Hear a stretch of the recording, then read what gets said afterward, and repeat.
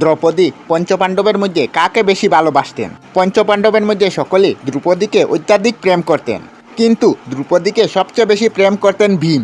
কেননা একবার যখন দ্রৌপদী পারিজাত ফুলের ইচ্ছা প্রকাশ করেছিলেন, তখন একমাত্র ভীমই ছিলেন যিনি আনতে গিয়েছিলেন।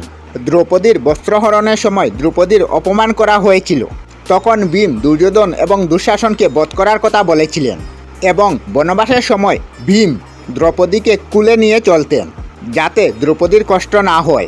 এমনকি অজ্ঞাতবাসের সময় যখন পঞ্চপাণ্ডব ও দ্রৌপদী বহুরূপী হয়েছিলেন, তখন বিরাটের সেনাপতি কীচক দ্রৌপদীর সঙ্গে দুর্ব্যবহার করে। যখন যুধিষ্ঠির ও বিরাজ কিছু করতে অসমর্থ ছিলেন, তবে একথা যখন দ্রৌপদী ভীমকে জানান, তখন ভীম মহিলার রূপ ধরে দ্রৌপদীর ঘরে বসে থাকেন।